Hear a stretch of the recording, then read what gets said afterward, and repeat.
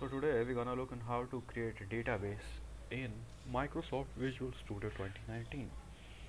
So if you will Google today Microsoft Visual Studio, you will get to see the latest version, I think, which is 2022 or 2021. But I am still using 19 because it's the most stable version out there, and stable version is which I prefer, so that my program doesn't have any problem while running it, because there are some parts of your Visual Studio that are not stable in the latest versions.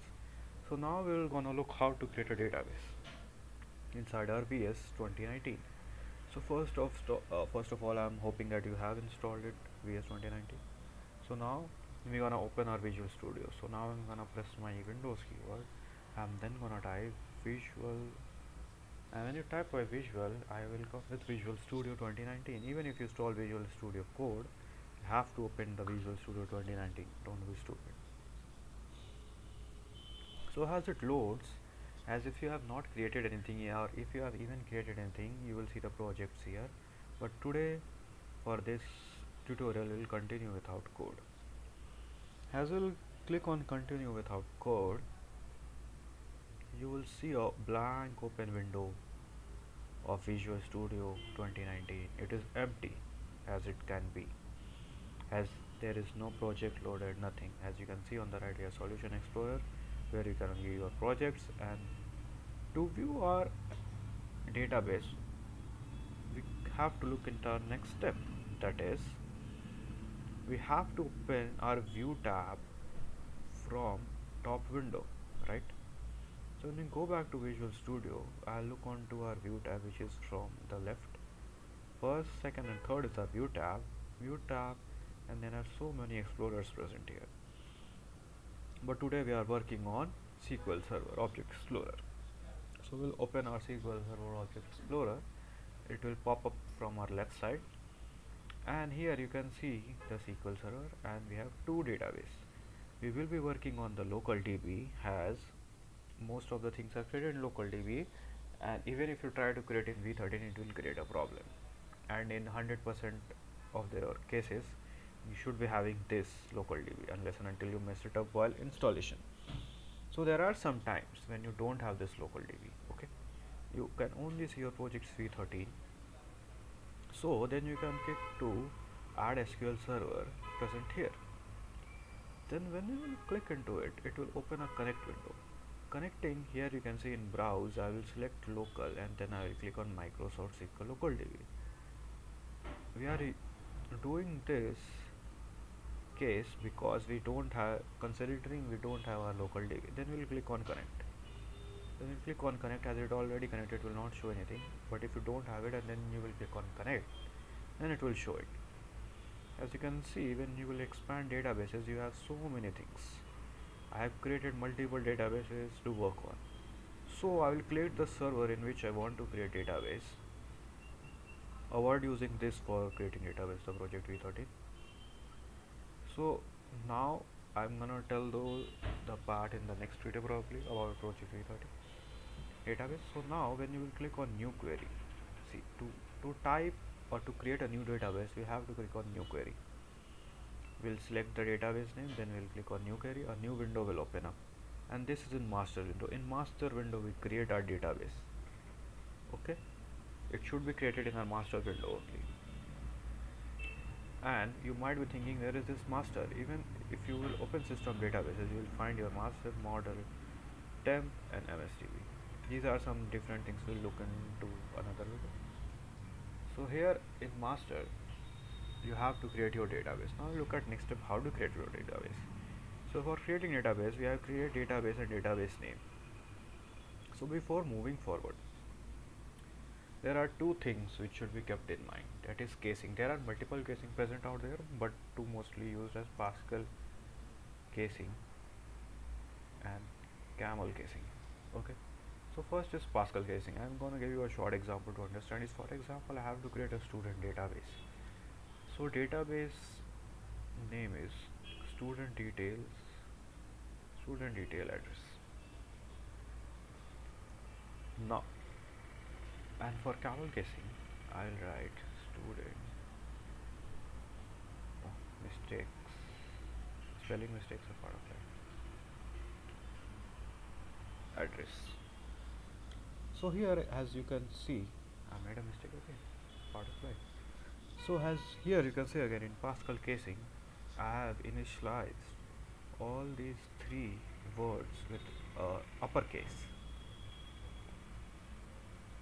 and in camel casing I have initialized the first word with lowercase and the following words with uppercase. So this is camel casing and this is Pascal casing. See, no rocket science. This is simple. Mostly we prefer using camel casing because it is a good presentation in understanding, and also many people are using it, so we have understanding at common level. So for creating database, as you have seen in the PPT, it was create database. Even if you don't know SQL and you have started learning, this is like a really small syntax to create it. So the syntax is create database followed by database name. So let's create the same thing. So as our SQL is case insensitive, so first let me create the database, right? So student details, as you can see here, I am creating it using camel casing because my first is small upper lowercase and the followed one is uppercase. So as you can click on this execute, you will see command executed successfully. Now when I will enter, and I want to show you to create also using Pascal casing. As your SQL is case insensitive, the problem here it gets is, even though I will type it in capital, it will give me error. See, when you write multiple things inside your SQL query, you can do one more thing. You can just select this part. As I want to execute on this part, then I will click on execute. See, it says database student details already exist. See, case insensitive, so it means it's considering it as the same. So I will now create it using this. So this is our Pascal casing. Now I will execute this, completed successfully. See, if I have not created this database student details address, and if I have created it, I have written this code and then I have pressed this execute, it will execute from the first line. And if it will throw an error, even though if it will move on the third line, it will throw an error for this. So now as we have created database, we have to look that where is it created. So if it is created, it should be in our local DB. So we'll open our SQL Server Object Explorer. As you can see, we don't have any database name, student details or student detail address. So we'll refresh our database. So now I'll open our database again, expand it. As you can see, I have two databases created. They both have the same folders, same amount of folder and same named folders. When we expand it, as these are the necessary folders it need to have for passing the next set of syntax, I would say, for creating table, for doing multiple things, different things inside the database. So when you create a database, there is one more important thing you should know. So for example, if you have multiple database like I do, I will unexpand it. I have multiple databases, but I want to create a new table. For example, I'm not talking about how will I create a table, but here I'm talking about, so when I will ever click here and I'll click on new query, it will send me to master, but in master I don't have to create anything, otherwise it will create a big problem. As I have to create inside my database student details, I'll use the drop down menu here and select student details. If I have to work on student detail address, I will select this.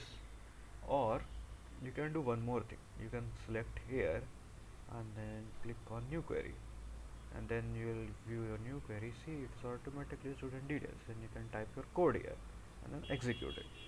So this is how we have created a new database, and we have also seen how to access the database we have created and also what's inside the database folder. Thank you.